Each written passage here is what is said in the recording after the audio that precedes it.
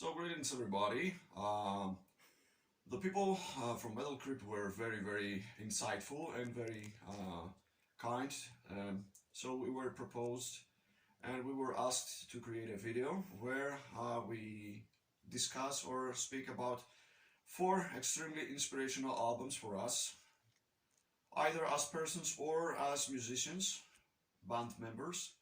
So I took the challenge and I decided to come out and speak about 4 of those inspirational records, so to say.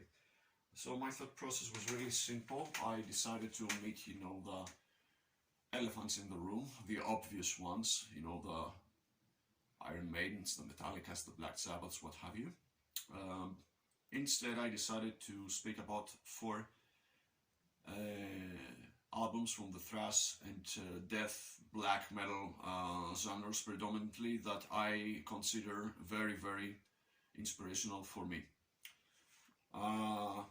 There are 4 recordings, 4 records, 4 releases and a honorable mention. So yeah, I believed that 4 are way too few. Without further ado, these records are in no particular order of preference. Number 1. This is a mini LP from 1984, the Destruction debut, German thrash metal legends. This is more in the black speed metal direction. They would also continue in that direction for Infernal Overkill full length, but this is a wow moment for me. I first purchased that record on tape, the Metal Blade edition, back when I was 14. A cutout tape, it was on offer, discontinued record. Since then I upgraded to vinyl. This is black speed metal excellence in the vein of Sodom's in the Sign of Evil, early Running Wild, early Creator, Hellhammer, Bathory and the likes. This is even called by some people first wave black metal. Hands down a masterpiece. If you haven't listened to Destruction Sentence of Death, please do yourselves a favor. What could possibly be said about this album? Celtic Frost's To Megatherion from 1985, their first full length, after a string of 2 legendary mini LPs, namely Morbid Tales and Emperor's Return. This is actually the first full length by Celtic Frost, but in the United States, Metal Blade decided to release the 2 mini LPs as a full record called Morbid Tales. But this is the Euro pressing of To Megatherion. This is an absolute masterpiece for the ages. Scary album for me, to say the least. I first listened to the tape when I was 13, 14 years of age, 14 years old. I was scared to death by tracks like Tears in the Prophet's Dream, and the metal stuff like The Usurper, Dual Throne, and Circle of the Tyrants are timeless fucking classics. So do yourselves a favor and buy To Megatherion. Number 3 is a cornerstone of death metal, very inspirational for me personally.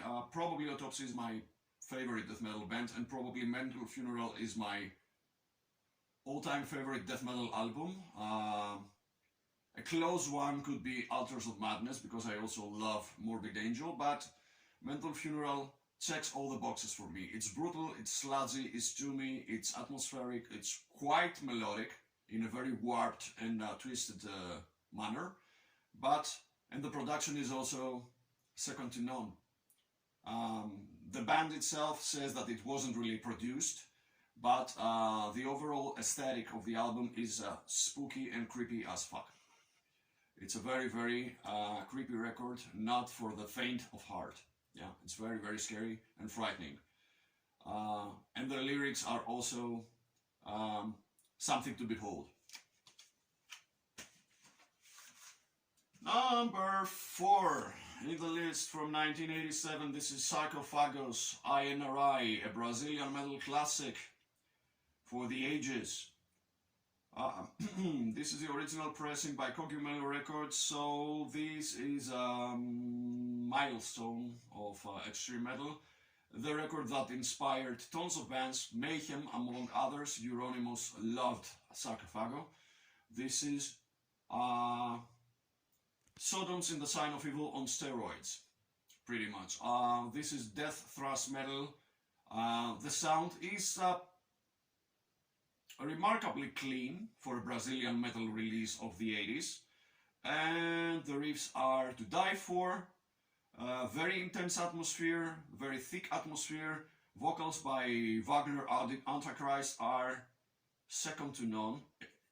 Hysteric vocals here. And of course, this is a full-blown classic. Another very inspirational record for me. We would bang this record on tape. We would play this one in boomboxes and drink cheap beer. You know, the story is well documented, and yeah, hang out in parks and listen to Sarcophago and Bathory back when I was 14. Great times.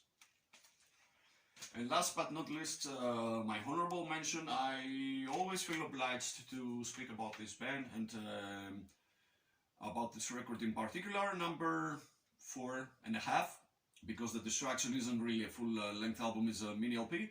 So 4.5 is Holy Terror's second masterpiece, Mind Wars from 1988, a melodic thrash milestone, excellent riffage, great guitar duos by Mike Alvord and Kurt Hilfeld of Agent Steel fame. So he formed Holy Terror after he left Agent Steel. And of course the unparalleled and very, very original vocals by Keith Dean. Rest in peace, Keith. This is an album to die for, and it's a very, very unsung gem, a very underrated thrash metal masterpiece. Stuff like Judas Reward, Immoral Wasteland, Terminal Humor, Mind Wars, Damned by Others, and No Resurrection. There's no filler here. The entire album is full of stone cold classics. So yeah, do yourselves a favor. This has been re-released. Go buy Holy Terror's both albums, but Mind Wars if you have to pick one. So guys, it has really been a pleasure. I absolutely love to talk about metal records and vinyl in particular. So thanks for the invitation. It was a pleasure. Stay morbid.